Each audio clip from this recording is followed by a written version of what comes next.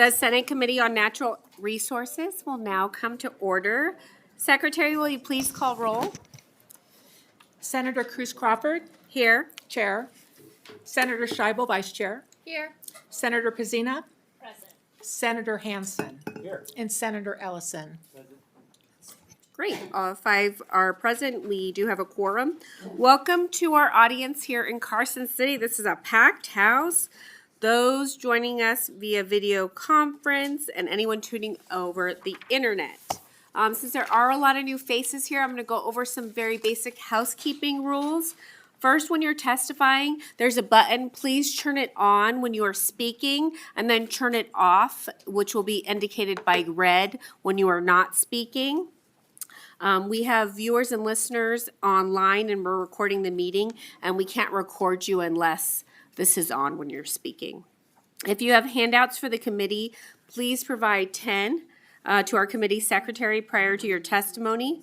In addition, exhibits and amendments must be submitted electronically as a PDF file to our committee manager no later than 3:30 p.m. on the business day before the meeting.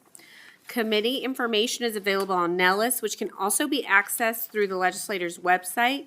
You may also watch our meetings through Nellis or on the legislature's YouTube channel. We ask that public comment is 2 minutes. I have a timer, and I know you really are passionate, and I appreciate that. So if you have anything beyond that 2 minutes, in order to make sure that everybody has the same opportunity, please provide that in writing. You can also submit written testimony before, during, or up to 24 hours after the meeting's adjournment. And members of the public may provide testimony on a bill either in person or by telephone. Please also mute your electronic devices at this time. So if you have a cell phone, please put that on mute. Before we move to our first agenda item, I do have a BDR for introduction. And today we have a BDR. Please remember, a vote in favor of introducing this BDR does not imply your commitment to support the measure later. All this does is allow the BDR to become a bill and enter the legislative hearing process. This is BDR 22-372, which authorizes the creation of a business improvement district under certain circumstances. Do I have a motion to introduce BDR 22-372? So moved. I have a motion from Senator Scheibel. Second. I have a second from Senator Pazina. Is there any discussion? Okay. All those in favor say aye. Aye. All those opposed say nay. Motion carries.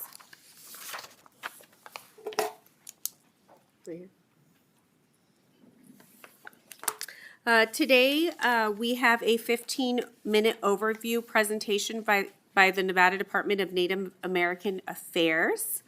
Welcome, Stacy Montooth, Executive Director. Please begin when you're ready, and I'm going to start our timer for 15 minutes since we also do have 2 bill hearings today. Thank you.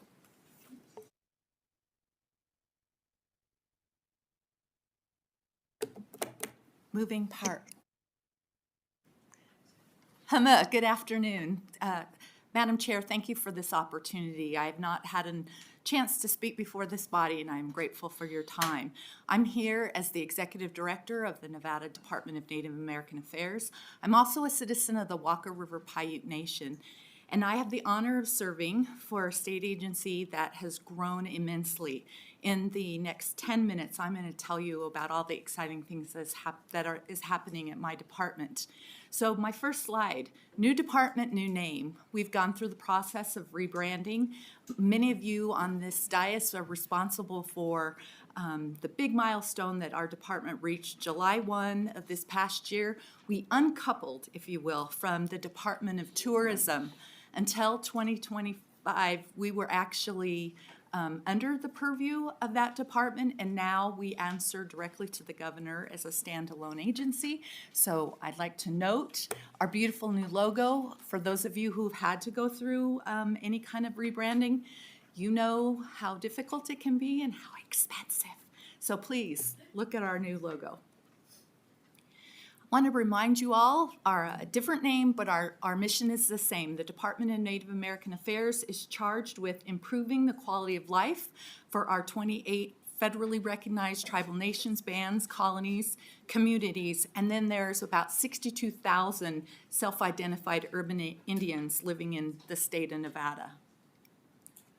I want to underscore that today's presentation, you're seeing my face in that slide. I'm a little larger than the rest, but not only as the executive director of a department that serves as the liaison, I'm the conduit from our tribal governments to the governor's office.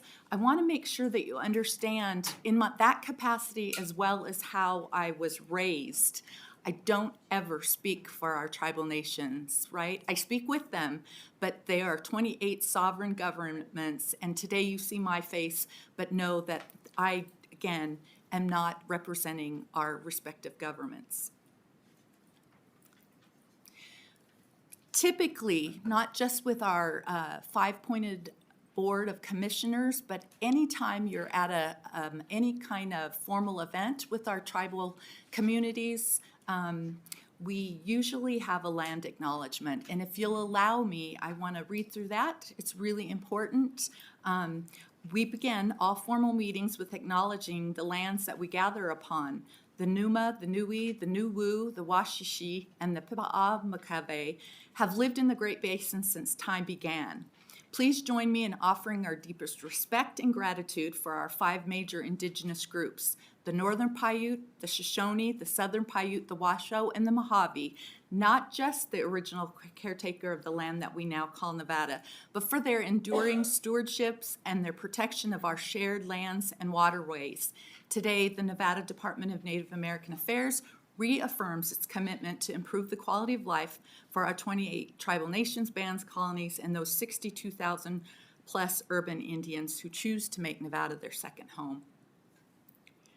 So let me take you back a little bit. Again, the intent of a land acknowledgement is to try to remind you to think about what was happening in this area, let's say in the 1800s. So this image is to show you the original territories of our great, we call them the Big Five. And I also want to note, this map intentionally has gradiated areas. Often we had shared territories. So this is what it looked like in the 1980s. And then all of you who had great Nevada history teachers like I had, B.B. Mills in Churchill County, 1864 changed everything, right? The area that we are in became went from a territory to a state. So fast forward to today, this is an image that our friends at Indian Territory created, and it not only gives you those shaded original territories of the Big Five, but it also identifies over 30 land bases, and those are lands that are governed by these sovereign nations who have their own tribal elected officials, and they have their own ordinances and constitutions. So because this is a committee that loves land and resources as much as I do, I thought that I'd take this opportunity to brag a little bit. I have these beautiful images of different territories, and so many of you will recognize these spots because they're so high profile in our state. Cave Rock, Washishi land, some of the beautiful trees in southern Nevada where the Mojaves are. The picture on the right is the beautiful tules out in Stillwater from the Marsh Eaters. More beautiful pictures, mostly for your viewing pleasure. The Numa lands right down the street at the beautiful Pyramid Lake. Those of you who've got to go out to Duckwater, they have one of the most amazing hot springs in the whole entire country, and then the beautiful desert blooms. That photo is actually from southern Nevada, but just right down the street we have those beautiful flowers coming up. Again, 3 more images that I bet everybody on the dais, actually probably everybody in the room has seen. The beautiful markings. Sometimes we call those our ancestors' selfies, the way that they left marks on the rocks, and that's out at just east of Fallon. My indigenous territories, the beautiful Walker Lake, and then of course Stone Mother out at Pyramid. So, speaking of whose land you're on, I think it's so vital that I share with you all that the Nevada Department of Native American Affairs actually operates out of the former Stewart Indian boarding school. Perhaps you'll invite me back on another day, and I would love to explain to you why that land, this land that is now under the deed belongs to the state of Nevada. I would love to explain to you how it is connected to the 70% graduation rates that Native Americans are graduating at in our public schools. I would love to explain to you how that land is tied to socioeconomic status, how that is tied to sometimes up to 60% unemployment on our tribal lands. But today, please know that this is the site, again, where I work, along with at least 4 other state agencies. This is a site where for 90 years the federal government forcefully assimilated our relatives. My grandmother was taken at 4 years old and made to go through what we call boot camp, basically. Haircut, couldn't speak her language, had to march, had to wear uniforms, couldn't communicate at all with her family. This happened for 90 years, just 3 miles from where we're sitting right now. And again, it is the indigenous lands of the Washoe. So I ask that you be cognizant of that. Let's talk about the DNAA's priorities. I've had the pleasure of serving in the executive director capacity for nearly 5 years now.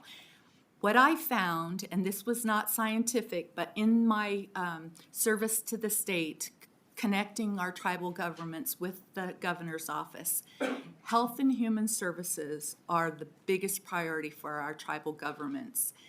Education is also right there behind it. In fact, sometimes we often we'll just talk, which is more important. The latest persuasion is that it doesn't matter how many degrees, how many letters you have behind your name, if our people are dying 12 years earlier than every average American, it doesn't matter. Health and human services are vital. Economic development, right? That's on everybody's mind, especially in this day and age. If we cannot pay our bills, we're not going to have a good quality of life. And the last entry is the environment, and not coincidentally, I get to speak about that with you all, but I often tell folks there are over 500, there's actually 574 federally recognized tribes on Turtle Island in the United States. We all have different songs, different foods. However, we have 2 things that are indisputable. One thing is that we were here first. The second thing is that our existence is tied to our environment. Mother Earth is the core of our existence. So again, the 4th emphasis, the 4th priority of the Department of Native American Affairs, as determined by our elected leadership in our tribal governments. So I want to make sure that you all know our environmental focuses. We work with oodles and oodles of allies, of supporters. Most of those other Nevada departments and divisions, I've listed a few here on this slide. I want to make sure that you all are aware when Governor Lombardo calls a cabinet meeting, typically I, as executive director of the Department of Native American Affairs, I am included in the Natural Resources Sub-Cabinet group, and I learned so much from my colleagues, from mining to ag, of course, conservation and lands, through NRS, the Nevada Department of Native American Affairs. We have a slot on a voting slot on the Nevada Division of Outdoor Recreations Advisory Board. We have a tribal citizen who represents our voices on the State Land Use Plan Advisory Council, SLUPAC. We engage all the time with ITCN's Environmental Managers Task Force. We also have a voice on the Subcommittee on Public Lands, the interim standing committee that you all put together, and I think you're going to hear about that later today. And then also of interest, we have a voting slot on the Nevada State Board of Geographic Names.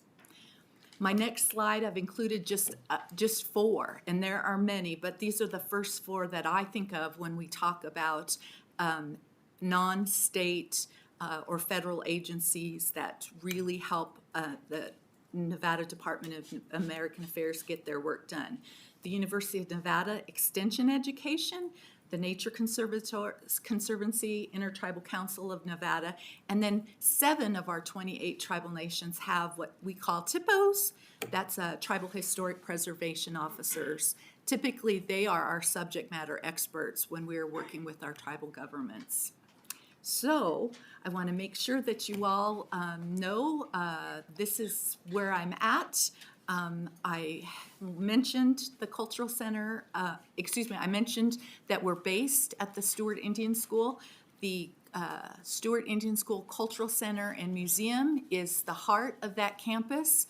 We have a multi-platform center in order to convey the true history of boarding schools. And I invite you all, if you haven't already, come out and spend some time with us. I would love to give you a tour, not just of that building, but the entire roughly 110 acres. So, Madam Chair, I stand ready for any questions that you or any of your colleagues might have for me.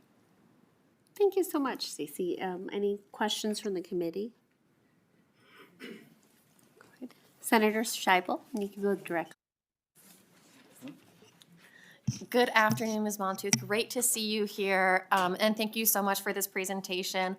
I have seen presentations from the predecessor organization or the same agency with the new name, and I learn something every time that we watch this or hear from you. And it was great to see some of the interior pictures of the Stewart Indian School. I have been out to the facilities for a couple of meetings in some of the other buildings, but not to the main campus. So I would love to take you up on the opportunity to take a tour. And I was hoping that you could just give us a little update on the number of tribes that are currently recognized in the state of Nevada and how many members they have. Thank you. Great question. Stacy Montooth, Nevada Department of Native American Affairs, for the record. Fantastic question. I recently had a conference call with a couple of colleagues, one from the University of Nevada Office of Indigenous Relations, the executive director of the Intertribal Council of Nevada, and 2 real experts, Native classroom teachers. And we had a robust discussion about, okay, really, how many tribal nations are there in Nevada? I inherited documentation that suggested there was 27. Sometimes you see information that says 20. So I will be as succinct as possible. By the description given by the federal government of what a federally recognized tribe is, what is now Nevada includes 20 federally recognized tribal nations. However, 2 of those federally recognized tribes, the Washoe Nation of Nevada and California, as well as the Timok Nation of Western Shoshone, has a little bit different structure. For the Washoe Nation, right down the street, they have what they call community band councils. Their land base isn't contiguous. In fact, they have a community at Stewart, right across the street from where I go to work every day. They have a community in California, in Woodsfords. They have one in Garnerville, and they have one on the other side of Carson. Each of those respective land bases, those communities, they have through their constitution, they have the right, and they do so, they elect their own council.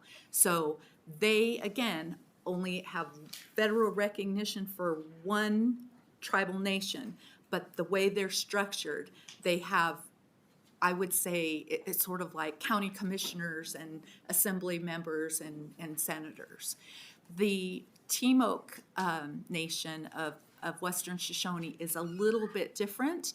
They too have those, that land base that isn't connected, Battle Mountain, Wells, South Fork, Elko, but they too have their own elected officials. It is my understanding, and I can get back to you on this, but their constitution allows for each of those respective councils, and they call those community councils, to have their own constitution, as long as it doesn't interfere or conflict with their, sometimes I use the word parent tribe, so if it doesn't interfere with the Timok's constitution. So we have 20 federally recognized tribes, but there are 28 tribal governments, and we have probably about 35 land bases that are in the jurisdiction of one of our tribal governments that includes houses and where our relatives live.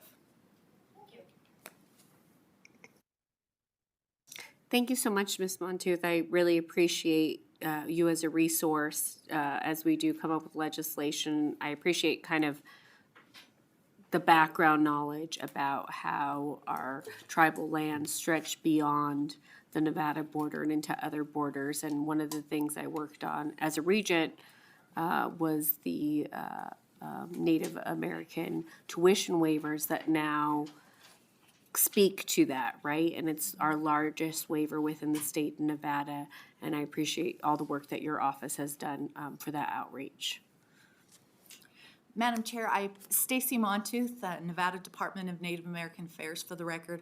I appreciate those comments, and I think that I was negligent. I should absolutely emphasize that several of our tribes, their original territories and their federally recognized borders right now straddle states. So, for instance, the Shopai Nation of Duck Valley, part of their land is in Nevada and part of it is in Idaho. I mentioned the Washoe Nation. Fort McDermott, they go into Idaho. And then, of course, our relatives down south, the Fort Mojave Nation, they actually have land in California, Arizona, and Nevada. So that's always a reminder, again, that we were here first. Thank you so much. Well, I appreciate your presentation and for the committee members and those in the audience to know what resources that you provide so that when we are creating legislation that we can involve you in the conversation. Thank you. Okay. So we are going to move to our first hearing, which is Senate Bill 276. I'll wait for adjustments of our presenters here.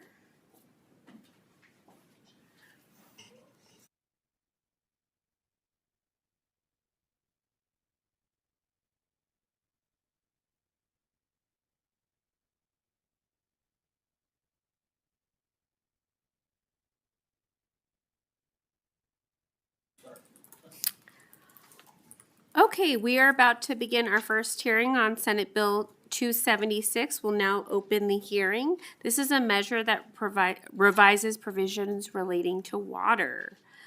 We have bill presenters Stephen Wadsworth, Will Adler, and Senator Hansen. And we have allotted you 15 minutes. Since Senator Hansen's deadhead bill took additional minutes, we've reallocated that, so you have 12 minutes. That was so entertaining, she's given us an extra 10, so. And Thank you, Madam Chair. Yeah, we'll have the, for the you record, may that's fair. you may begin when you are ready.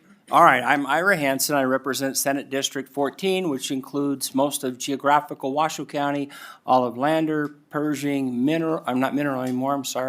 Eureka, Humboldt, and a section of Eureka and a section of Elko County. In that is several Indian tribes, Reno Sparks Indian Colony, Pyramid Lake, McDermott, Summit Lake, and Duck Valley, plus 3 colonies in Lovelock, Winnemucca, and Battle Mountain. The reason this bill came about is Mr. Adler over here got a hold of me and said, hey, we had a big problem affecting Pyramid Lake, and we want to introduce a bill. And okay, give me the scoop.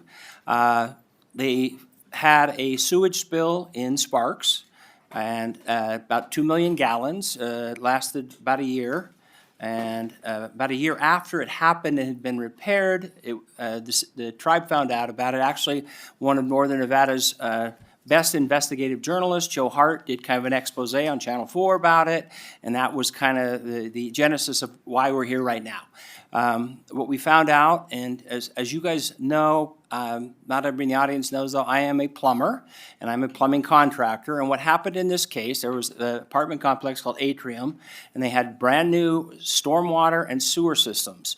If you don't know, there are two sets of pipes in the ground, basically. One takes away all the stormwater, and the other is the sewage system. Stormwater goes directly to the river, sewage goes to the sewer treatment plant. The plumbing contractor in this case with these brand new pipes, and they were both green colored SDR 35 pipes, and he accidentally connected the sewer system for the apartment complex into the stormwater system. This was not discovered for a while. Local neighbor noticed the bad odor all the time, and anyway, that's how they found out that this had occurred.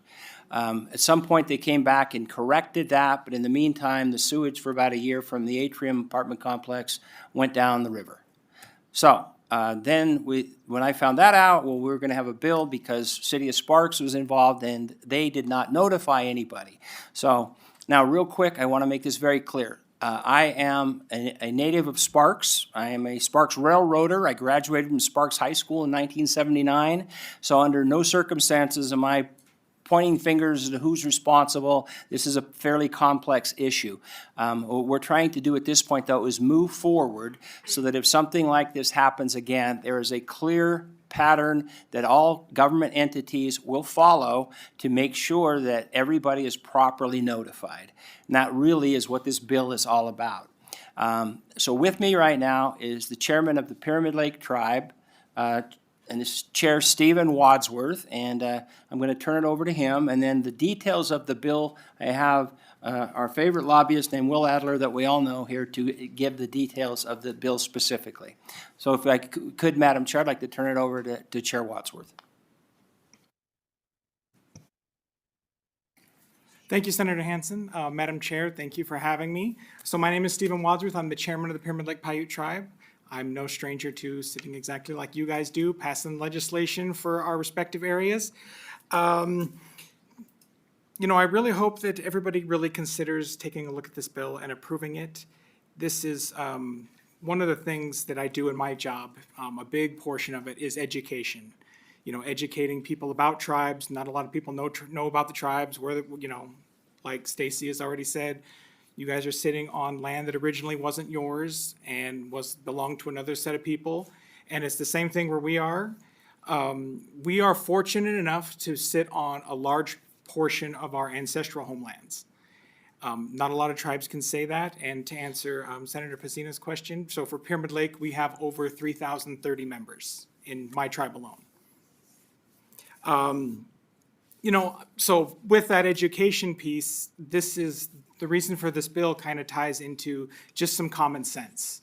And that is, you know, there was this horrible spill. It was over 2.5 million gallons, 2.5 million gallons. And that is the equivalent of 3.5 gallons every minute dumped into a water source that is flowing downstream. That in this case ultimately ended up in Pyramid Lake. If you need a visual representation, that is a 77-foot in diameter storage unit and 77 feet high.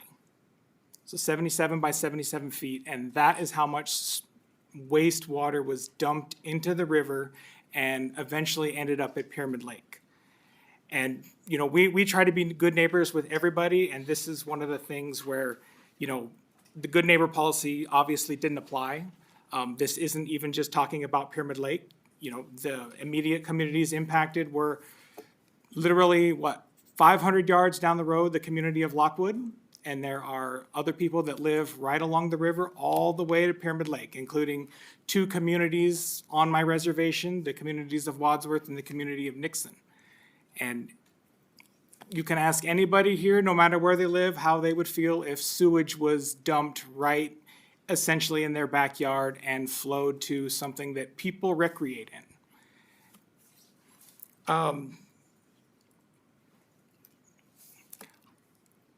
Making sure I got enough time here. I haven't been on the time limit for quite a while, but so some of the other pieces that I like to think of, just to center myself, and I hope everybody here takes that into consideration as well, is that the traditional name for my people is the Kui'ui Takata, and that is the literal translation of that is fish eater. Kui'ui Takata. I've been trying to change that a little bit. We don't have a word for it because we don't really eat the fish anymore. What we've kind of morphed into is Kui'ui protectors. That's what we do every day. We get up and we protect the fish, our namesake, the Kui'ui, which is an endangered fish. So not only are we talking about potential human or hazardous issues, we're talking about endangering a fish as well, on top of the Lahontan cutthroat trout, which is a threatened species. So 2 different other species besides humans that are in danger because nobody decided it was important enough to notify anybody downstream of them that there could have been a potential problem. We deserve that right to have, anything to mitigate, to watch out for, and that needs to happen in a reasonable amount of time. And after the fact, when we have to hear about it on the news, is not reasonable whatsoever. Thank you. Thank you, Chair. Mr. Adler, you have 6 minutes. Will Adler with Silver State Government Relations and Pyramid Lake Paiute Tribe. For the record, plenty of time. All right. So just as Senator Hanson described and as Chair Wadsworth actually retold, this incident actually happened last fall and sort of came to us in a hurry. So I do want to thank Senator Hanson for bringing this forward. But in that lane, we did try and bring together some of the language or concepts that we thought would cover the lack of information sharing that we had on the ground, because we kind of didn't know where the gaps were. Actually, there are laws, there are regulations around spills, around wastewater, but an incident did happen and reporting didn't really get to the necessary governmental bodies around the incident, and nobody really knew it happened, and there was some lack of clarity of who actually had the mandate to report to the state. So in an attempt to cover up these shortfalls, we did come forward with Senate Bill 276, but to speed it up or clarify it, I'll just sort of go to the amendments submitted to the committee as the exhibit. And in that, I tried to refocus the focus of the bill from all water data in the state and general water data collected by governmental bodies. It was a little broad originally, kind of implied all the data around water should be sent to the division, every year. So in an attempt to clarify that, we want to say that really it is around a spill event, a hazardous event, or an unknown, water pollution incident, right? So like this incident when it came to an unintended, hazardous event where I would say 2.5 million gallons of sewage is hazardous, but the definitions are a little unclear. So I try to say what is defined as hazardous in regulations, which is the CFR Part 302 is A, and then B involves a hazardous substance of any kind released into a surface water. So for the record, groundwater is sort of, it spills on the ground and seeps into water. Surface water is active, waters like rivers, streams, and or lake and water bodies. And then threatens a vulnerable resource, which again, just to make it more specific, we did cite the vulnerable resource sort of language in the regs around a wellhead or actual spillage into a stormwater drain system, right? So to bring it down to what we want to see is when a governmental body knows that there has been a spill, that there has been some sort of hazardous event and it has gone into a water body system, simply that they can define it as this, identify it is a verifiable source. It's not something just seen on Facebook, right? And that they can report it in a sensible report to the division. The original intent was all governmental bodies shall report it to all their neighbors. The reality of it is, even being in this incident with the city of Sparks, downriver from the city of Sparks actually is the Truckee River continues to the canal that breaks off to Fallon. So the reality of it is, it isn't just the counties downriver. It isn't just Washoe County, Story, Lyon. It actually has several GIDs, several other bodies that the division knows best, we figure. So in the amendment, we tried to just say, A, report spills when it is a hazardous event outside of a known permitted value. And then those spills been reported to the division. The onus is then on them to re-report those same reports as they receive them to whomever should know that this spill has happened. So again, that does put some onus on the division to know who is affected in a water district. But we do think it is the Truckee River Water District, right? It is the Truckee Meadows. Everybody who's kind of connected to that water body should kind of get the same notice whenever the division gets a notice about a hazardous spill that actually has an impact on a water body. That's what the amendment sort of tries to clarify and clean up. There's additional language around that, which pertains to trying to define some of the things around, a knowledgeable party or party with verifiable knowledge, just so we don't have it being anytime any hearsay comes forward, a government has a mandate to report it. We do want this to be real spills, real events, and to have it go to the division to have a real record, and have the division have some ability to disseminate that information back to the governmental bodies that touch the same body of water that would be affected. And as I said, those are sort of the updates to the bill and its previous language. But if you'd like, I go section by section, but thematically, that's what we want to hit in this legislation is some body, governmental body that knows about a spill just has to tell the division. Whatever that body is, if it comes into the water level, comes into the county commission level, have that report sent forward just so a record isn't lost nowadays. Because whatever the loss of information was, whatever someone should have reported it, we just want that to be covered in the future where someone shall report it, someone shall fill out this form and send it to the division. That's the summary of what we wish to do in this. And just in general, we're committed to work with all parties involved, be it DCNR, be it the interested water districts or counties and cities.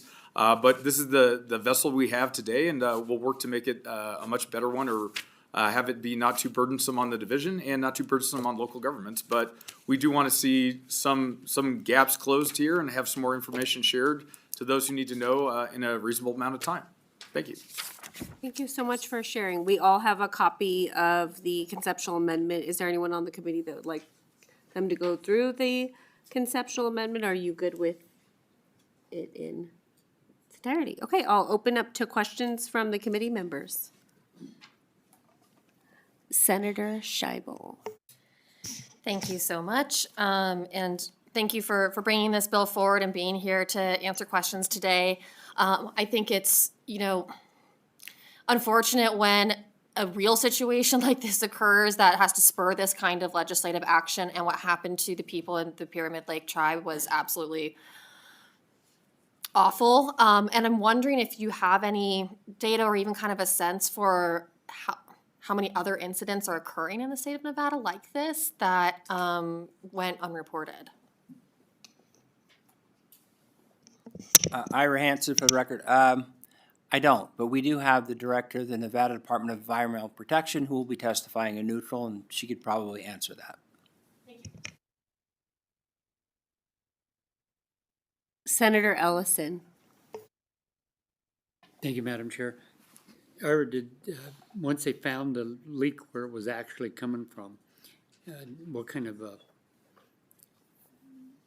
what did they do to make sure it didn't happen again?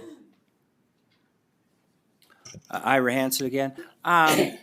Well, once the pipe is correctly hooked to the right system, it can't happen again. And like I said, this, in my opinion, it was an honest mistake. You had two pipes very close together. Neither had any, if you have sewage going through a pipe, it has a very distinct odor, and you can't make that mistake. When it was brand new, you could. And, the plumber goofed, the plumbing inspector goofed, and unfortunately, this event occurred. But I do believe it was an honest mistake. It was corrected once it was discovered. But now, the problem that we ran into is there was no reporting to potential people downstream like the Pyramid Lake tribe. And that's why the bill, we think, is necessary. When we looked through the NRS, there really wasn't a requirement that would force a government agency to notify the people who could be affected by a sewage spill like this. Okay, thank you. Okay, thank you so much. I have a couple questions. First, I Google searched if there's hazardous material spill in Nevada, who do I report to? And I got the National Response Center, second, the Nevada Department of Environmental Protection, and the Nevada State Emergency Response Commission, and phone numbers for all of those reporting, with the Nevada Department of Environmental Protection being a 24-hour notification line. How is this bill going to work in conjunction with those organizations, and are we doubling up on those things? Will Adler for the record. I'm glad you asked that because there is some mechanistic, maybe it looks like overlap or double speak here, but on most reporting measures when it comes to regulatory reporting for overdoing your wastewater outflows or having a spill event, it is actually usually on the commercial property owner or even sometimes a private property owner or an agricultural property that has an event. Usually they are the party that reports to the county or reports to the state when they've had an event. Here and now, we're sort of saying, okay, if a county is aware of an event or has been reported to, even in one of these regulatory mandates where a report shall be filed, if they're aware of that as well, it's simply fill out the same information and send it to the division just to ensure that once a governmental body has been informed that a spill happened in their region, regionally, that a record is sent to the state to make sure that there is this secondary chain of record, because we think that might be what happened, that someone on the ground did know or was told and told the city government. City was unclear whether they had to pass that along or not. They did receive first report, but that's where that lack of clarity could be cleared up, where a governmental body does know, they tell the state, and then the state can then disseminate it back outwards, or at very least, they sent a record to the state once they knew about an event that could be possibly, of note to inform others of. Madam Chair, Ira Hansen again. In answer to that, it was kind of interesting because we found out before Joe Hart had done the investigative thing, the Public Health Department, Washoe County Health Department, had already been notified about it. So here you had a government agency that had been notified, but it didn't go beyond them. And then when we started digging into who do you point the finger at in this? First, the plumber could be held liable. Then the property owner could have been held liable. Then the city, for an inspector saying it's okay, could have been liable. Then once all these people were informed, who is responsible to make sure it gets to the Nevada Department of Environmental Protection? And that's why we need the bill, simply because there is no clear guideline. Like the health department, in my opinion, should have notified NDEP. They didn't. So it's just kind of an interesting thing that's like everybody knew about it, but nobody knew what to do with it. So what we're trying to do is get some real clarification. If a government entity, the health department, City of Sparks, is aware of something like this, there is a central place you go, Nevada Department of Environmental Protection, to make sure that information is disseminated to the proper parties. So then my question would be, the language seems a little bit complex for this simple resolve. Because it says on here on Nevada Emergency Response, hazardous material spill or release notification, that you first call 911 and then you call the National Response Center and then call Nevada Department of Environmental Protection. And so the law would create like recourse in addition for that, or require that these entities notify or outreach to notify. So what exactly is going on? Will Adler for the record. As I envision this, and maybe the chairman to my left can answer this better than most, but governmental bodies frequently get these information sessions where it's a semi-truck accident on the road via the sheriff's office cleaning that up, or any other touch point where they actually know what's going on in the community better than almost everybody else. But again, a lot of the time the onus is on the property holder, and the governmental body came out to help clean that up or verify the cleanup did happen. Again, it's the property owner who should file these reports in some cases, but in this incident, a governmental body does know the information, does know an incident happened. If they file a report on their own saying, hey, we went to this event and we cleaned it up, and no actual report of damages or a full assessment comes in from the property owner at a later date, it would sort of flag, hey, some information is missing here, or it leaves a record that says the governmental body knew at this date that an incident did happen. They filled out their form and sent it to the division. And then really it does mark in the sand, hey, at least we knew this date and we went out and cleaned up and did our part, documented on the government side. But there's this overlap where governments usually know what's happening at a local government level. be it a large event or a small event. And sometimes that information doesn't make it up to the state level because it's not clear it needs to, but we're just trying to clarify in these cases, do fill out a secondary form, make sure there is a record of the event and sort of a timeline of who knew what, kind of when. And that really would clarify a lot of the harm that was done on the ground in a lot of these incidents, we do believe. Ira Hansen again on this. We did meet just previously with Director Jennifer Carr of NDEP, and they had several concerns. And so at the conclusion of this, we are going to work out some of the bugs that you mentioned, because some of that is not clear. And she had some excellent ideas as to how to clarify this, streamline it, and then try to come up with a way that, you know, there is somebody that's held accountable once it's been reported to a government agency. So Director Carr and Mr. Adler and myself, if necessary, are going to fine-tune the amendment to the bill, but everybody is in agreement on what the concept is and why it's necessary. Stephen Wadsworth for the record. This just goes back to what the tribe deals with every day of our government-to-government relationship. And, you know, we have cities, counties, states, other tribes that we deal with, and, you know, if a government agency is getting this information, that's usually where it stops. And so, you know, something like this bill would make sure that, yes, you are, again, common sense, you tell people that could possibly be affected. And that's good government relations. Yeah, I appreciate the intent of the bill. I'm a very simple person, so I'm looking at this and I'm like, there's already a report out. It sounds like there was an issue with the chain of command, or the reporting in chain of command and then the report out. So yeah, I would love to see what that amendment looks like. I think the more tied to the resources that we already have to prevent this is going to prevent in the future instead of adding some additional complex systems. But again, this isn't my bill, but that would be my feedback. So I look forward to an amendment. And Senator Scheibel, we brought her back into the mix.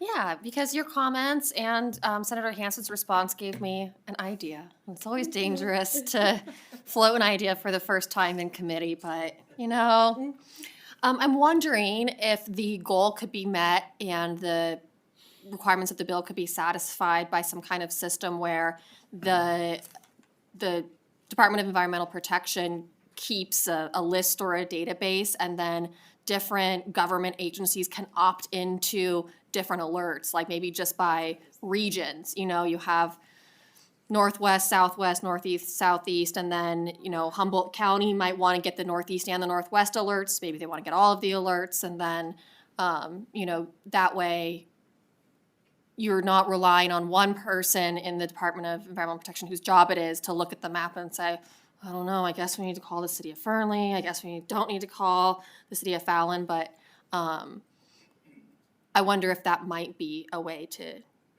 reach the goals of the bill. And Ira Hansen, for the record, Director Carr brought that exact issue up. Imagine if there was a sewer spill in Elko on the Humboldt River. I mean, that flows clear down through how many counties, and, you know, it's much more complex than it sounds, but that idea is what we're kind of going for. I mean, the Truckee drainage, there should be at least some pretty good ideas as to where it could be. So I think we're working on that, but it is a little bit more complex than it initially sounds. But we're definitely working in that direction. So there is, again, a central depository to start with, and then they could help make sure everybody possible that they can reach gets reached. And that's where the problem was. There were notifications, but didn't go past that point. As you said, the chain of command basically went from the private to the corporal to the first sergeant, but nobody got to the officers that could really make the call. Great. I look forward to see what that looks like. I know I always get alerts from Southwest. If they can send out alert because, you know, their system's ancient, then we can here. Okay, perfect. Well, if you would like to step back, sorry, that's being a little passive aggressive for the new baggage prices. Okay. We are going to move into testimony in support of Senate Bill 276. If you are here to testify in support, please come up now. And reminder, we'll be limiting testimony to 2 minutes. It looks like we have 2 people with support, and then we'll move to AVH. Thank you. Good afternoon, Chair and members of the committee. For the record, my name is Christy Cabrera-Georgeson. I'm the Deputy Director of the Nevada Conservation League, and we're here in support of SB 276. Nevada's waterways supply drinking water to residents across the state, sustain wildlife and their habitat, and help bolster our outdoor recreation economy. As the driest state in the country, protecting the quality of our limited water resources must be a top priority. Transparency and collaboration are crucial in ensuring the health of our water resources, and I think this bill gets at that. With that, we urge the committee's support. Thank you. Hello, Madam Chair, Cruz Crawford, and committee members. My name is Jay Guerrero. I am with the Nature Conservancy as a legislative liaison. The Nature Conservancy, we support the amendment to Senate Bill 276 to revise provisions relating to water, establishing provisions governing the reporting and sharing of certain information relating to water by certain governmental entities and Indian tribes. This bill came about because of a discharge of sewage into the Truckee River. As you've heard, it affected my community as well in Pyramid Lake Paiute Tribe. It also affected the Nature Conservancy's McCarran Ranch Preserve. The Nature Conservancy supports this bill because our waters are better managed when everyone is informed about the permitted and accidental discharges to rivers that support nature and communities. We appreciate the Pyramid Lake Paiute Tribe for taking action and bringing this bill forward.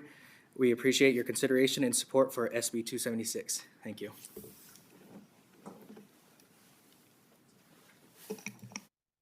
Thank you, Chair and members of the committee. My name is Olivia Tanager, Director of the Sierra Club's Toyabe chapter. For the record, we are also strongly in support of this bill, and I'll echo what my environmental colleagues already stated on the record.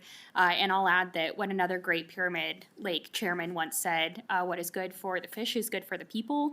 And so we are strongly in support of this bill in order to protect our water resources across the state, in order to make sure there is good government-to-government conversations happening when there are incidents that need to be reported. So with that, we urge your support of this bill. Thank you. Good afternoon, Madam Chair, committee members. For the record, my name is Michael Brady, proud member of the Pyramid Lake Paiute Tribe, and I am in full support of Senate Bill 276. Thank you. AVH, is there anyone on the line wishing to provide support testimony for Senate Bill 276?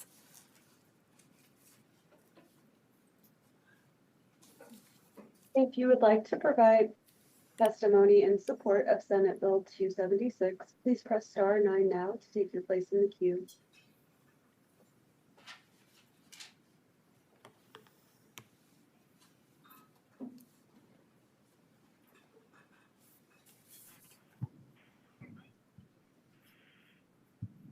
Hello, hear me? Yes. Hi, my name is Andrea Martinez. I am, for the record, ANDREA MARTINEZ. I am in support of this bill, and I ditto everybody's comments prior to myself. Thank you.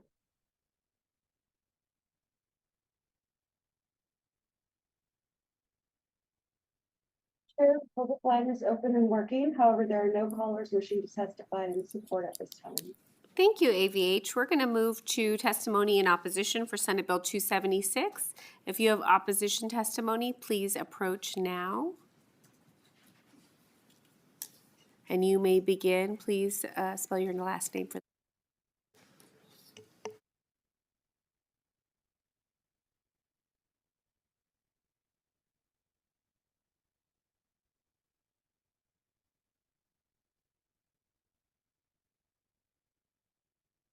Cruz Crawford, members of the committee. Oh, thank you. My name is Leo Drozdoff, D-R-O-Z-D-O-F-F. I am here representing the Truckee Meadows Water Authority. We are here in gentle opposition to this bill. We very much support the concept and the notion of notification. Some difficulties with the bill, specifically Section 2. Tellma generates dozens, if not hundreds, of public records, data points that would now become public records. We don't think that's really the intent here, but that is, in fact, what exists. We think the action of the bill that perhaps is worth spending time on is Section 3.1. That seems to be the area where notification can occur and would make some sense.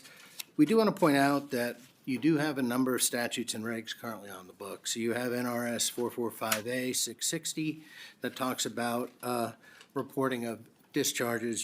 You also have NAC 445A 3473, which is almost word for word what's in the amendment that Mr. Adler handed out. And finally, there is a section of statute 233A 260 where the division enters into protocols with Indian tribes. So our suggestion would simply be maybe take a look at what exists on the books already, not necessarily recreate a lot of stuff that probably isn't needed for what the intent of this bill is. We stand ready to continue to work with Senator Hansen and Mr. Adler moving forward. Thank you. Good afternoon, Chair Cruz Crawford and members of the committee. For the record, my name is Nick Schneider. That's SCHNEIDER. I'm the Director of Government Affairs for the Vegas Chamber, and we are also here in opposition to SB 276 as drafted. We do believe that some of the provisions as drafted are a little too broad, specifically looking at Section 2 requiring the reporting of data regarding unauthorized dumping and just some concerns around the verification of those reports made. And as you saw in the proposed amendment, there is some just a definition of verifiable knowledge or person with verifiable knowledge. We're still in the process of reviewing that amendment, but look forward to working with the bill sponsor. Good afternoon, Chair, members of the committee. For the record, David Cherry, Government Affairs Manager for the City of Henderson. First, I want to thank you, Chair, for meeting with us prior to today's bill and allowing us to discuss the city's opposition to SB 276 as written. Also want to thank Mr. Adler for engaging in dialogue over ways that we can continue working towards an amendment that may allow us to move to neutral. The city's primary concern is really the onerous reporting requirements that would in effect require us that we report to the state any data on water quality of the waters of the state or on discharges into the waters of the state, even if that data is not related to a city permit issued by the state to the City of Henderson. There are also terms in the bill that we felt were potentially confusing and may leave entities unable to clearly determine who is entitled to notice under SB 276, which could undermine its effectiveness.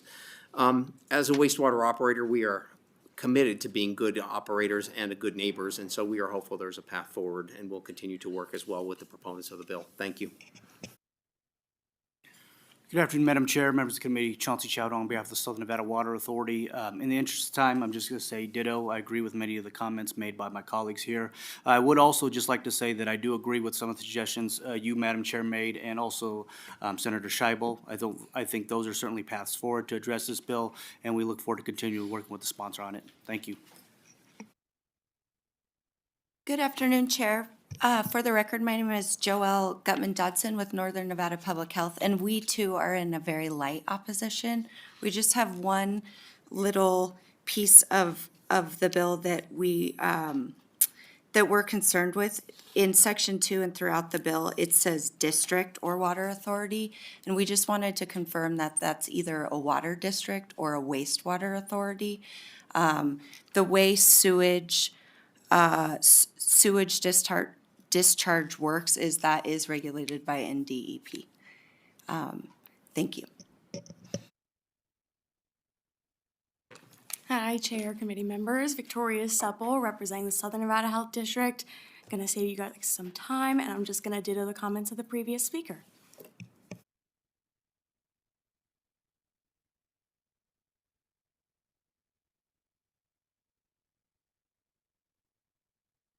AVH, is there anyone on the line that would like to provide opposition to Senate Bill 276? If you would like to testify in opposition to Senate Bill 276, please press star 9 now to take your place in the queue.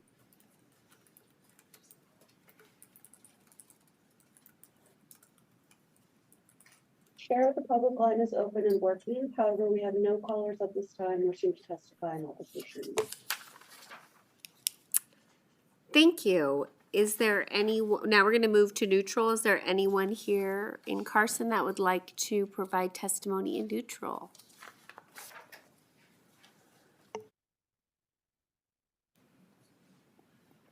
Please state your name and spell your last name for the record and begin when you're ready.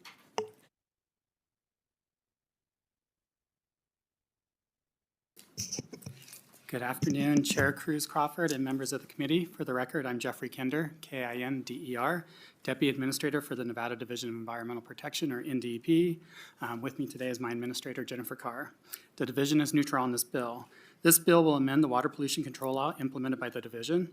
The proposed language is introduced in Section 3, enhances reporting requirements for unauthorized discharges in certain circumstances to NDEP by the entities listed in the bill. The division assumes that this would be in addition to other existing requirements for reporting information to NDEP. However, clarification of that may be worth considering in any potential amendment. If enacted, the division will act as a repository for water quality data and information on waters of the state collected and reported pursuant to Section 2 of the bill as introduced. Additionally, Section 4 as introduced directs the division to develop a fillable form in portable document format, or PDF. NDEP would ask that any potential amendment would consider changing a change to broaden the identified format to allow for other electronic means of submission. Data submitted to the repository will be stored in and made publicly available through the e-records platform used by the division. The division may or may not choose to utilize any of the data received because NDEP will not control the content or quality of the submissions. NDEP will not plan to compile or provide data or information in any other format than that in which it is received and posted to the repository. For existing laws and programs, water quality data that is already submitted to NDEP will continue to use agency-established data transmission procedures or systems and not this new format. Finally, the division is tasked with enforcing the reporting and data submission requirements defined for the entities listed in the bill, but NDEP assumes it will be primarily complaint-based awareness for the entities that fail to support. We are aware of the conceptual amendment and have been reviewing the document, but its stated intent is to shift responsibility to the division for redistribution of public information, which will be a significant fiscal burden on the state and resources and potential liability. Thank you for your time, and we'd be happy to answer questions.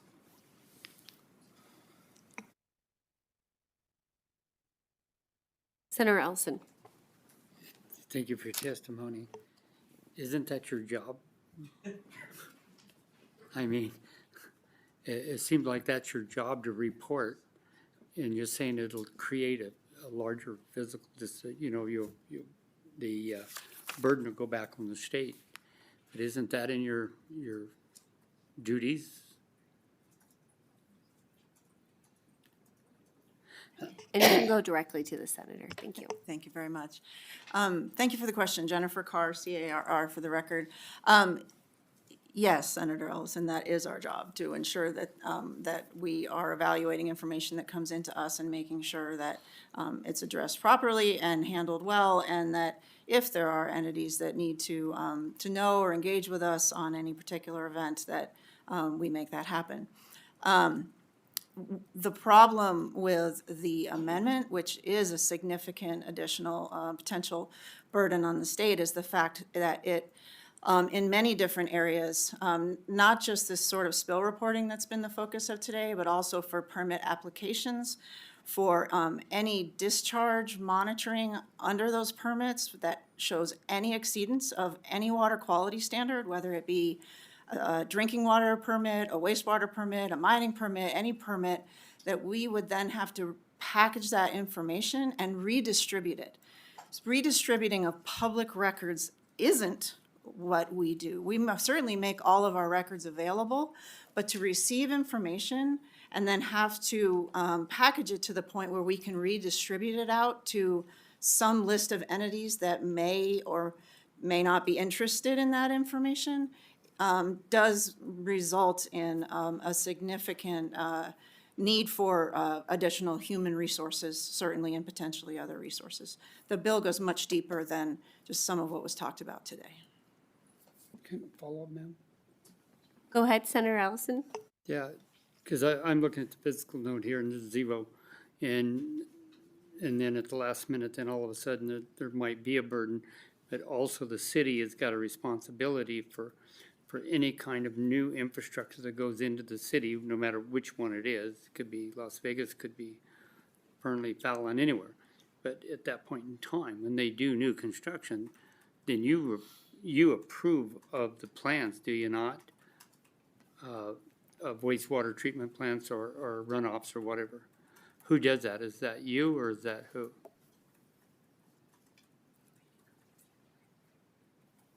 Thank you for the question, Jennifer Carr, for the record. For the areas of state and federal law that are under our authority, yes, we do various types of plan review for things like the wastewater treatment plant. The buildings themselves, we don't do building design review. That's up to the building departments at the local level and the building inspectors and those folks. It's the discharge to the environment, how it's collected, treated, and handled in this case of wastewater is our purview, but not the building in this particular instance. Well, I'm talking about outside the building. so Outside the building, yeah. That's right. Once it leaves the building, the cities does the building, and they do the infrastructure, they do the water lines, whatever sewer lines. But at that point in time, it's gotta go to a facility. The facility is approved by you guys, and then at that point in time, then hope to God there's no break or no spill or no nothing like this. But if there is a fiscal note, I'd like to see it come back and see what that is. Yes, thank you for that question. You're right, our initial fiscal note was finished yesterday or the day before, and it does represent zero, and that is based on the original bill as it was introduced. The amendment is what is causing us to reconsider the financial and administrative and human resource burden that the amendments would garner. Thank you, ma'am. Thank you. Is there anyone else that would like to testify in neutral for Senate Bill 276? Thank you, Jennifer Carr, for the record, Division Administrator for the Division of Environmental Protection. As it was observed during some of the back and forth in the testimony, and as I mentioned, the testimony has focused largely on the Truckee River and the Truckee River Basin. Redistribution of information is not as simple as just that one basin with this one, bounds of entities that might be interested. And so I appreciate the comments made by the panel in regards to how this, could get more complicated when you get out into other parts of the state of Nevada. And this also addresses waters of the state, which would include groundwater, as I think was mentioned at one point as well. Certainly by experience, sometimes even we learn, as I testified in a prior bill hearing this session of my own, we learn things. And one of the things that we learned is that there could be some room for improvement of existing law in this regard.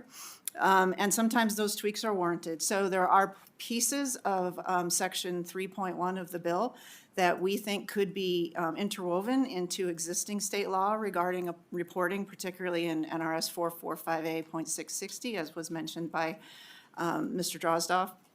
And so we're very happy to work with the sponsors on things like that. Another thing that I would mention that is also an existing law is NRS 233A.260, and I appreciate the presentation you got earlier today from Ms. Montooth, because that law is the policy, it creates the policy to promote communication between state agencies and tribal government. And what is now the Department of Native American Affairs were the authors and the executors of that document, which applies to me. And so it's my responsibility to ensure that we communicate with the tribes when certain things are occurring, when we're making decisions. And so, again, existing law already is in place to address communications between the state agency and the tribe. And so I really appreciate Senator Cruz Crawford's observations that, that there is some existing law, and I'd really like to work with the laws that we have and to see where we can improve on those or interweave them in order to get to where we need to be. So, thank you. AVH, is there anyone on the line that would like to testify in neutral to Senate Bill 276? If you would like to testify in neutral for Senate Bill 276, please press star 9 now to take your place in the queue.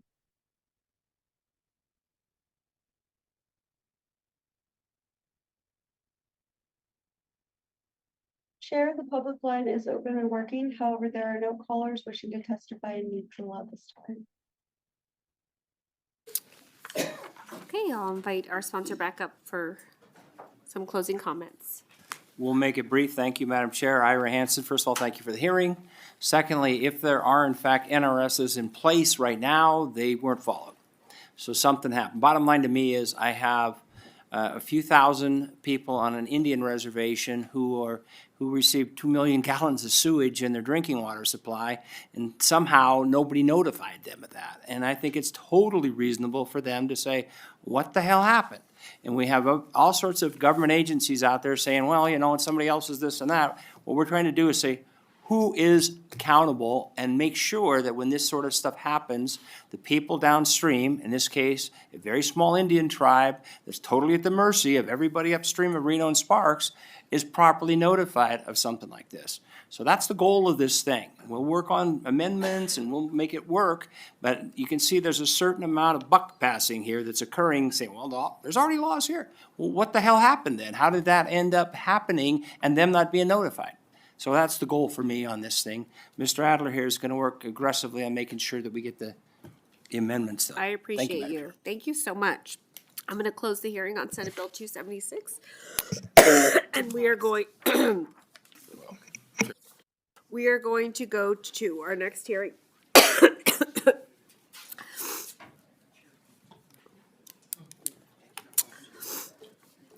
We are going to open the hearing on Senate Bill 286. I'll give people a minute to adjust. I apologize. I'm losing my voice, so.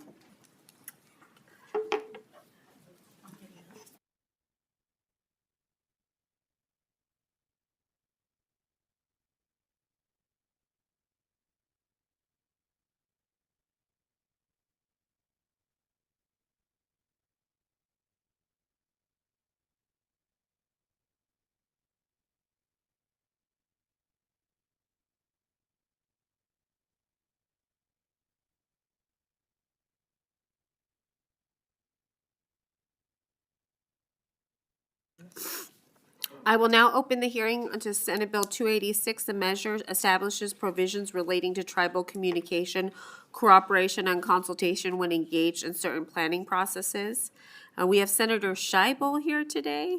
We have allotted 15 minutes for your bill presentation. Please begin when you are ready.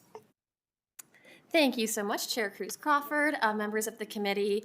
It is a pleasure to be in front of you today presenting SB 286, which it's almost like you planned it to have these bills heard together along with the presentation from NDAA regarding truly the importance of that communication between local governments, tribal governments, and state agencies. And so without any further ado, I am Melanie Scheibel. I'm the state senator for District 9.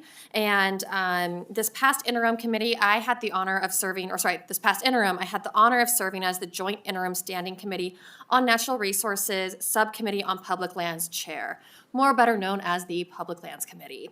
The subcommittee is privileged to hold its meetings in rural areas of Nevada, and one of the subcommittee meetings that we had was held on tribal land in Shures, Nevada, where we were graciously hosted by the Walker River Paiute tribe and joined by both Senator and Assemblymember Hansen, who came out just to visit us that day.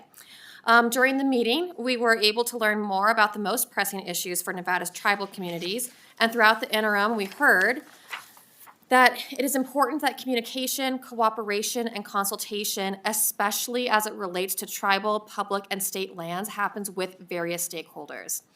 I'd be remiss not to mention that the subcommittee received valuable insights throughout the interim from its tribal representative, Marissa Weaselboy. Ms. Weaselboy is an enrolled citizen of the Yamba Shoshone tribe and was recommended for appointment to the subcommittee by the Intertribal Council of Nevada.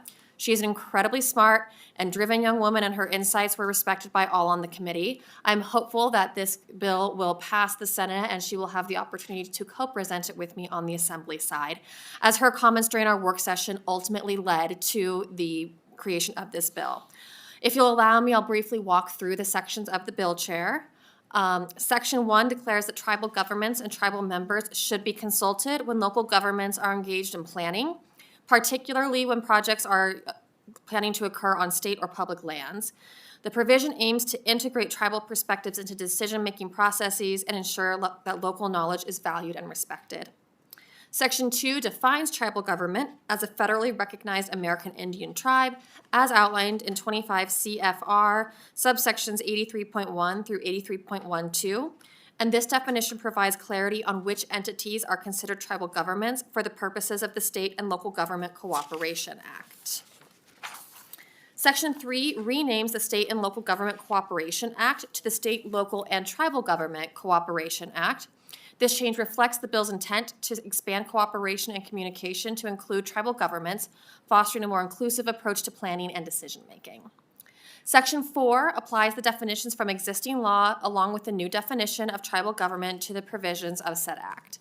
This ensures consistency in terminology and application across all relevant sections of law.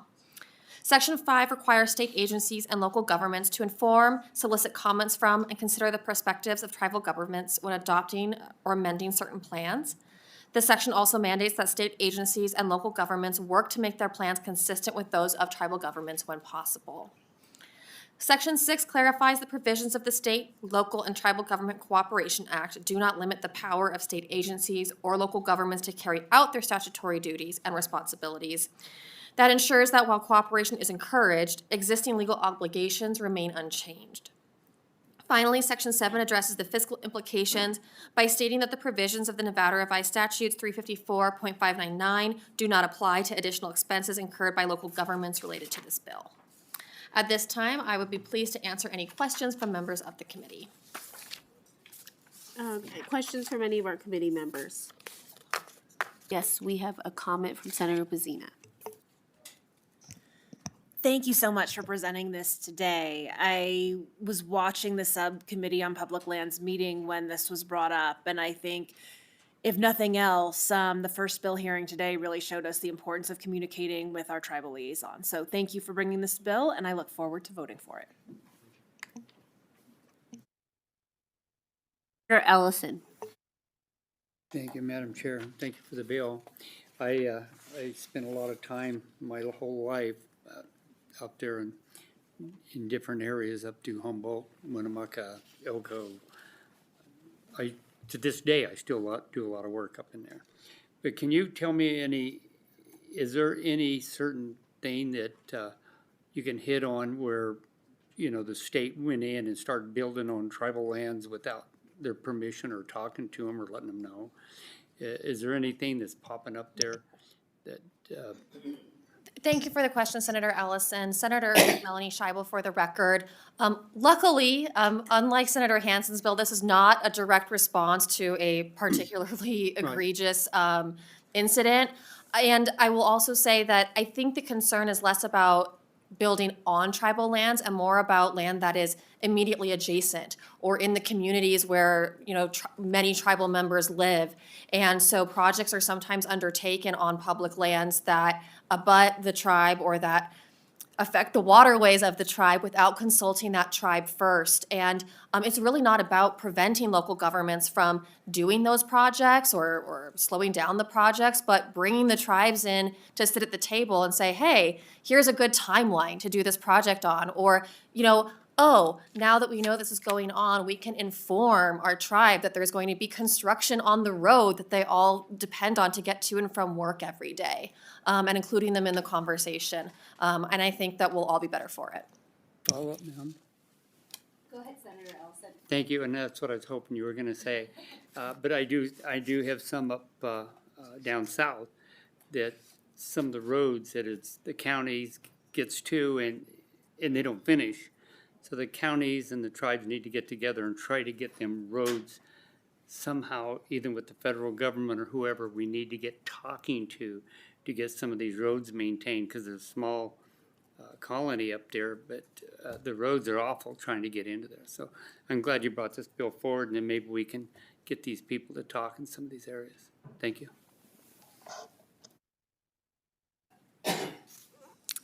Any other questions from the committee? Well, thank you so much. I really appreciate the thoughtfulness that went into this, and near and dear to my heart as well. Okay, so we are going to now move into testimony. If you can step back. And anyone in Carson City like to provide support to Senate Bill 286?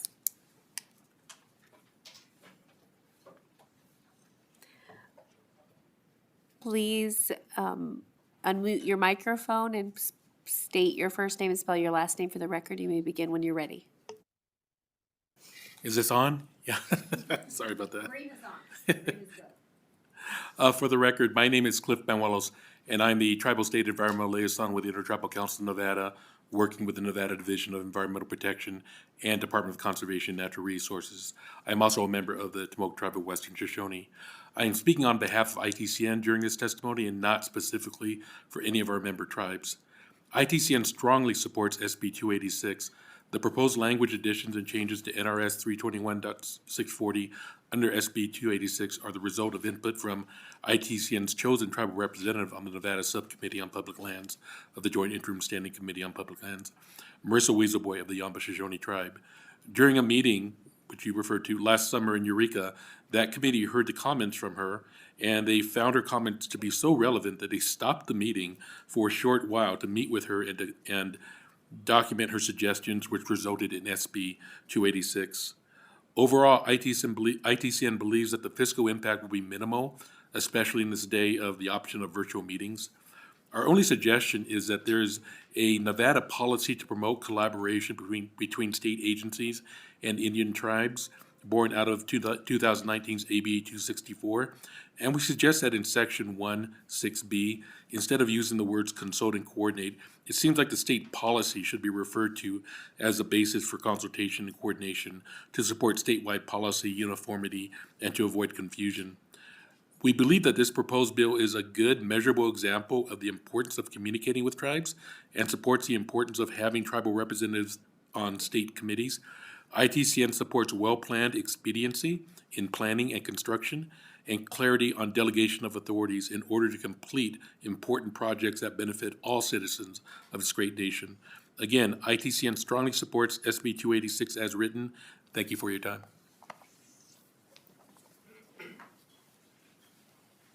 Thank you, Chair and members of the committee. For the record, Christy Cabrera-Georgeson, Deputy Director of the Nevada Conservation League. We are here in support of SB 286.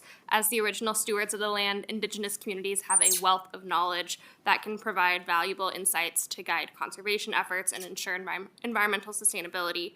This is a vital step in honoring tribal rights, fostering collaboration, and achieving a more effective and inclusive land planning process. We urge the committee's support. Thank you.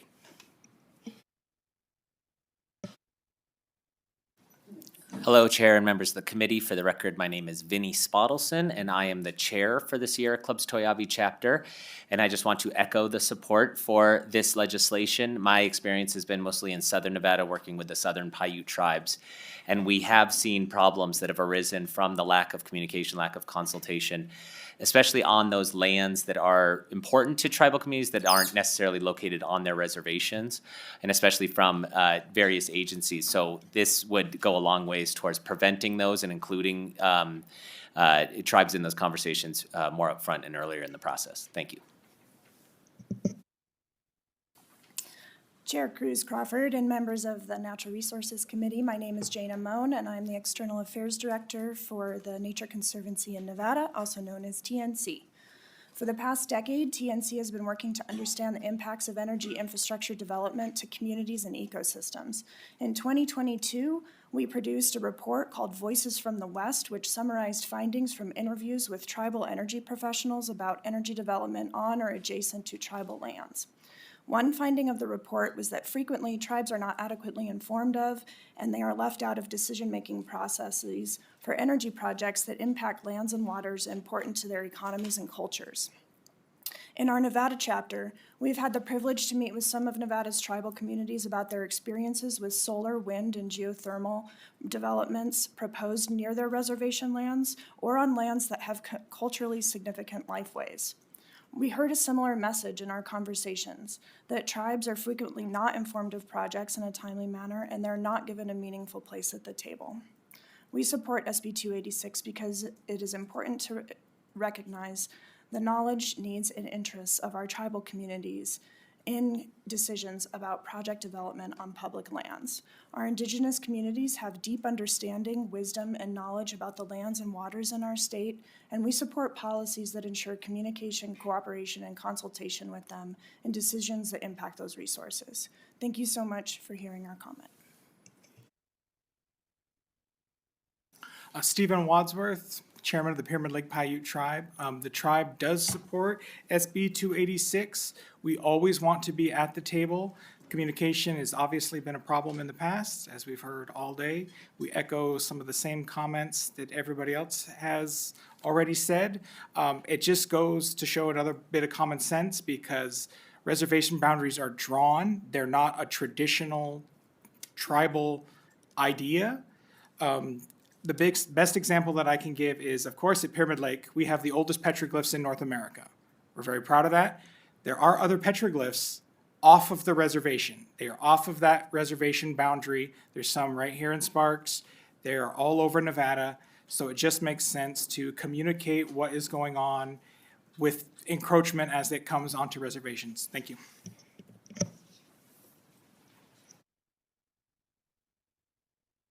AVH, is there anyone on the line that would like to provide support testimony for Senate Bill 286? If you would like to testify in support of Senate Bill 286, please press *9 now to take your place in the queue.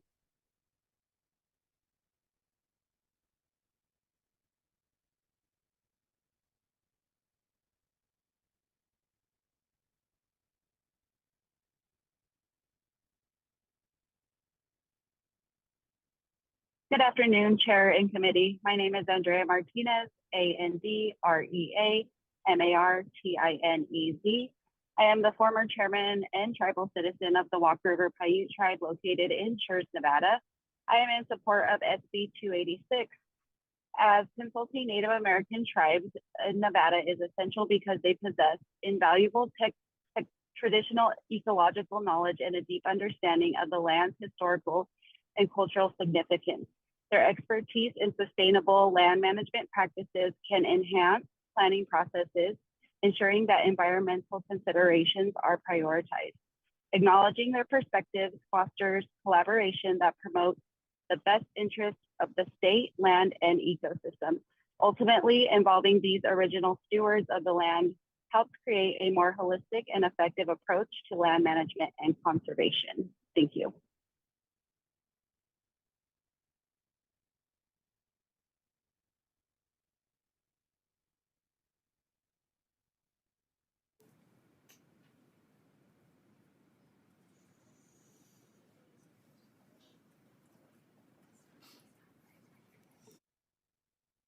Is there anyone else on the line? Yes, caller with the last 3 digits ending in 177. You are unmuted and you may begin. Thank you. Hello, Chair and members of the committee. My name is Jamarion Williams, and I'm the Government Affairs Manager for Western Resource Advocates. I submitted a letter to the committee, but I just wanted to ditto a lot of the testimony that you've heard so far. Tribal communities are a crucial voice in Nevada and provide the expertise that is needed to ensure that we are creating rational plans moving forward. So WRA would like to voice our strong support for SB 286. Thank you.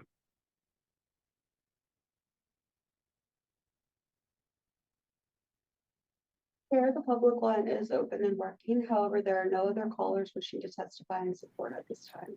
Thank you, AVH. Anyone, we're now going to switch to opposition testimony. If there's anyone here in Carson that would like to provide opposition testimony for 286, please come forward. Seeing none, anyone, AVH, on the line that would like to provide opposition testimony for Senate Bill 286? If you would like to testify in opposition to Senate Bill 286, please press *9 now to take your place in the queue.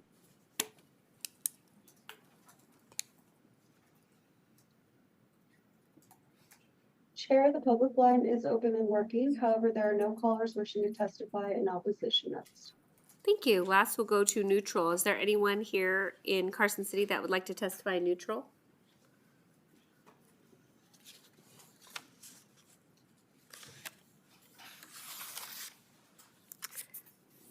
Anyone on AVH, anyone on the lines that would like to testify neutral?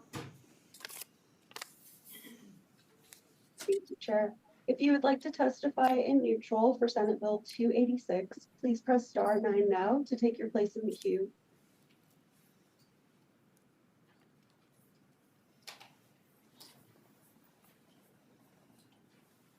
Chair, the public line is open and working. However, there are no callers wishing to testify in neutral at this time.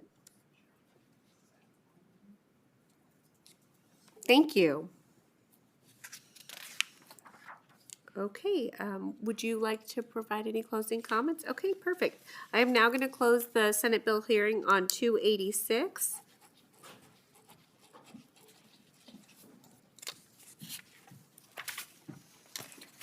Okay, I do have a Senate Bill 108. We're going to, hold on real quick. Let me seek counsel on how to say this correctly.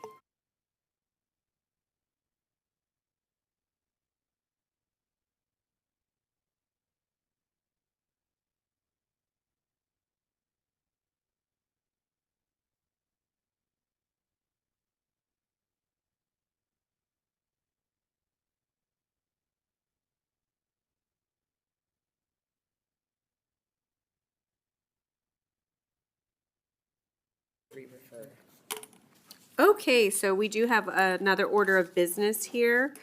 We have Senate Bill 108, and I am entertaining an action to refer Senate Bill 108 to Senate Finance. Senate 108 is revises provisions governing the account for channel clearance, maintenance, restoration, surveying, and monumenting program. I will make a motion to re-refer SB 108 to the Committee on Finance. Because it does concern the contingency account, I think it's important that we give the finance staff the opportunity to review the bill and give it a discussion in the committee that's most qualified to handle the questions that it raises. So I move to re-refer SB 108 to the Committee on Finance. I have a motion from Senator Scheibel. Do I have a second? Second. And a second from Senator Pazina. Is there any discussion? Okay, all those in favor say aye. Aye. All those opposed say nay. Motion carries to re-refer Senate Bill 108 to Finance. Thank you. Now we are on our last order of business, which is public comment. Is there any public comment here in Carson City? Is there any public comment in Las Vegas? Okay, AVH, is there anyone waiting to provide public comment on the phone lines? Thank you, Chair. The public line is open and working. However, there are no callers at this time.